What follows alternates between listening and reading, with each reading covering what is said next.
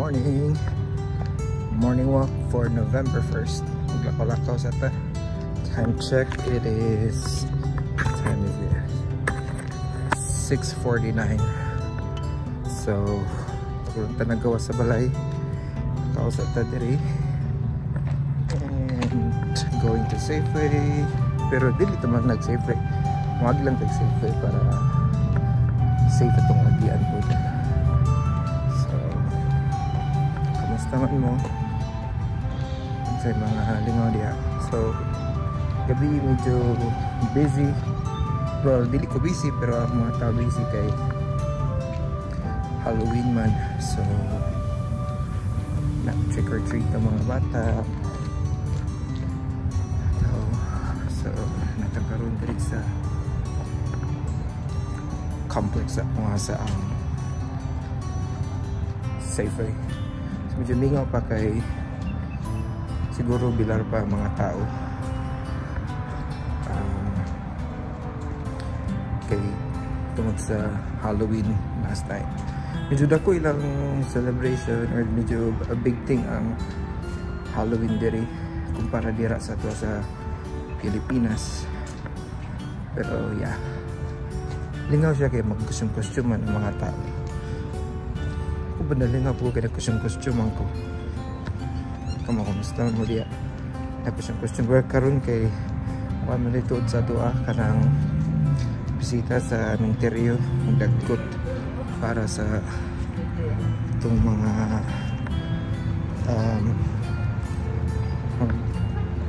itong mga loved ones ka wala na diri itong iyampo. So isa pa na siya sa mga butang nga wala na ako, I mean namingawan ako diri kay wala maingana kayo diri sa atua, I mean diri kumpara dira sa atua.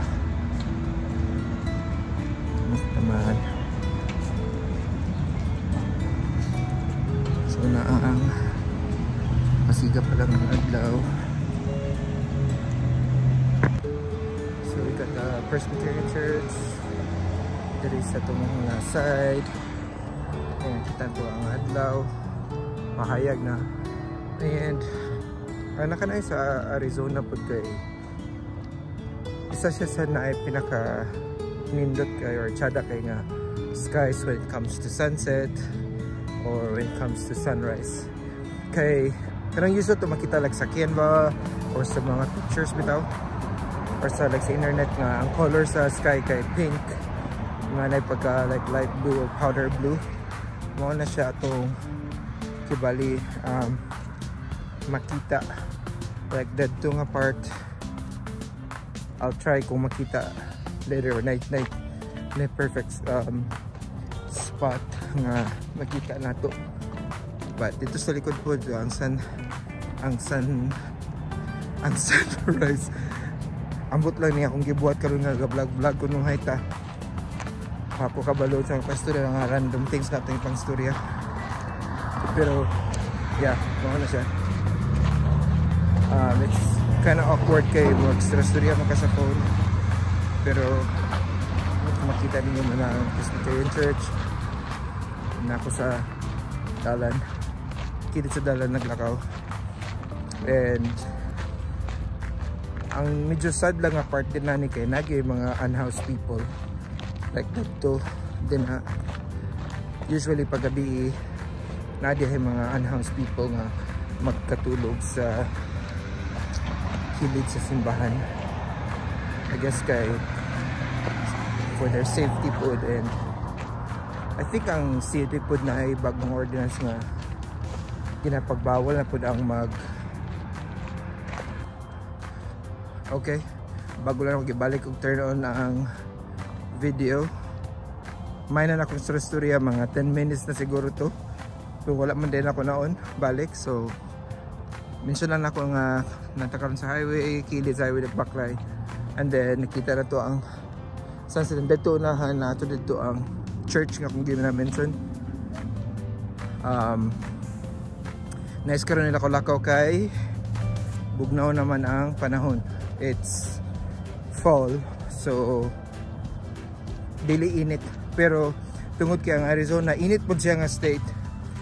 So maybe 8-9 sa buntag magsugod na po siya kainit, unlike sa uban nga state na bugnaw jud sila dito, pero dere init ang Arizona. And kasagaran po medyo kakabisi ng Arizona pag fall o padulong ng winter, kaya ang mga gitawag nila og snowbirds muna sila ang mga tao nga from other states nga ga snow sa ilaha. So since malimit man yung mga actions pag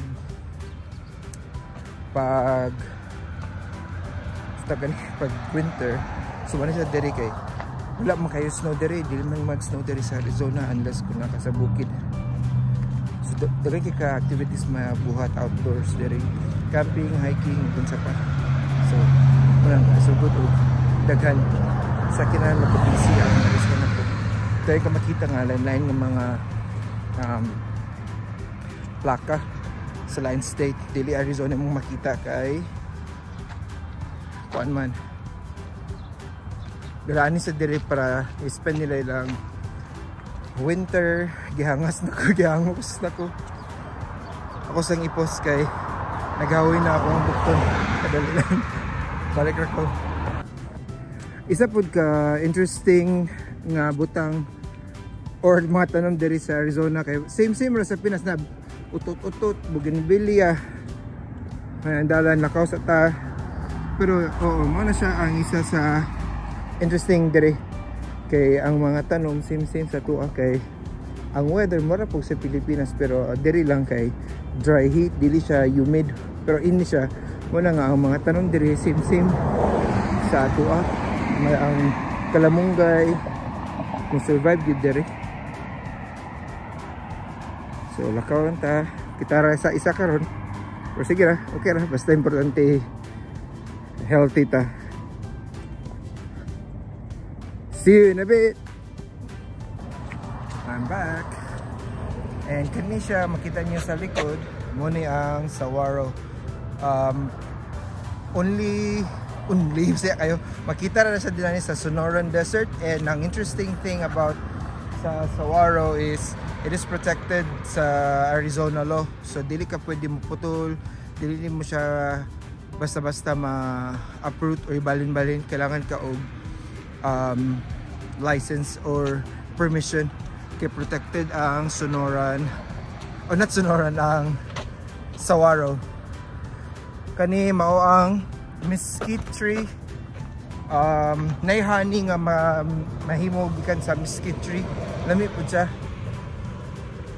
So na mesquite tree, diba? Bahalag sa unsa na tag istoryahan diri. No, init na siya. Napatakil sa dalan. And mo pinaka nice diri sa akong lugar kay nagi pavement, kita mo na intended for public kanang kung gusto ka maglakaw-lakaw naa kay maagian safe ra ka, dili ka maglakaw uban sa mga kilid gi kayo sa mga sakyanan. So sakto ra gyud sa ilakaw-lakaw ani nga time. Okay, update ko na. And dili kayo naka-traffic karon kay Sabado o bago lang jud na human ang Halloween gabi. So kasagara sa ilaha walay trabaho karon nga adlaw, tulog ra pauway kay nabilar sa pag trick or treat. And I think sa tuwa sa Pilipinas mas dagan na pud gaya practice ana karon ang trick or treat. Ang experience ako kay ang katong trunk or treat sa akong nag-work first time na mo, and nice kay siya kay successful kayo, happy mahatag og candy sa mga bata, and then naka-costume din ka. Ato nga tayo makuha ang costume kay si Beetlejuice. So na makita na to ang adlaw, saka na medyo init na, pero okay ra kay siya kay bugnaw ang panahon, so no worries. And siya pumasad sa buntag, so okay ra. See you. Kani po ang isa po kaklase sa cactus, gitawag na to og prickly pear. And diri, especially sa Arizona, makaon actually na siya. Sagol nila silang pagkaon. And then nakatry actually kuha na og katong salad. Medyo pait-pait siya, pero yeah, makaon na siya. Prickly pear ang tawag. And usap pod sa nice diri sa US kay dagan sila og mga parks. So like kani diri parks na makita dito, and na mga play area, playground sa mga bata, especially karon nga fall. So mas dagan diri softball, baseball. Almost every weekend na dula ga kay tabo.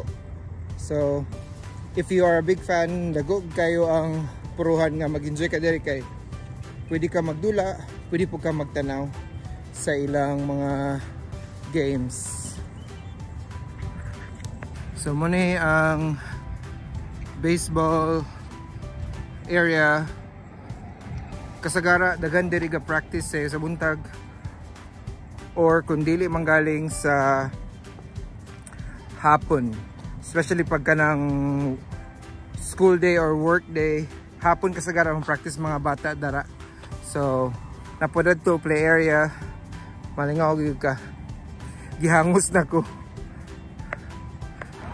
Another thing pud nga naka-nice diri kay since closer sa Mexico, ang architecture pud nga kasagara nimo makita kay na-influence sa Mexican, Spanish nga architecture. So yeah. Ang closer look sa prickly pear. So kaya yung mga iyahang bulak, makaon nata na siya pud apple pud, and then kana siya manang prepare kana siya mga tunok-tunok. So ilan lang ginakampod diri, prickly pear. Alright, balik nita sa atong balay. Ako lang yung ginapahumanhan to, mabot lang og 10 minutes. So maybe 2 more minutes kamo lakaw. Check na to ang dalan kay basig na isakyanan. So diri ko agi sa likod.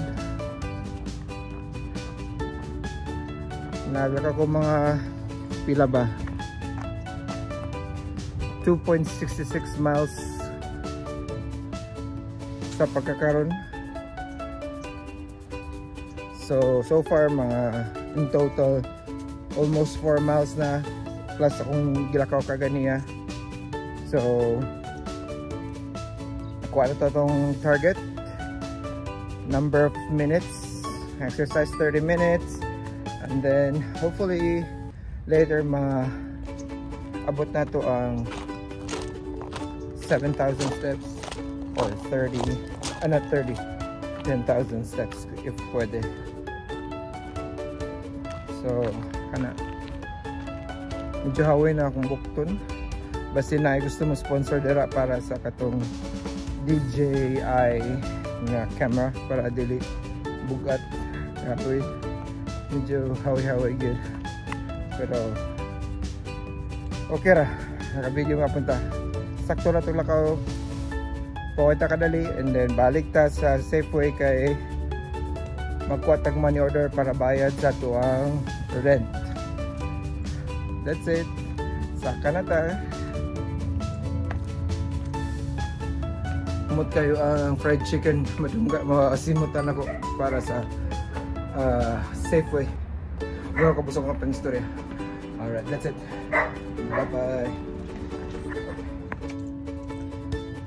Balik ta sa Safeway para magkuha sa mag-order tag, magkuha tag money order para bayad sa tuong rent siya agad rent kay bisod kita kabayad on time. Salamat Lord sa grasya na makabayad sa renta. Kita kits, bye bye.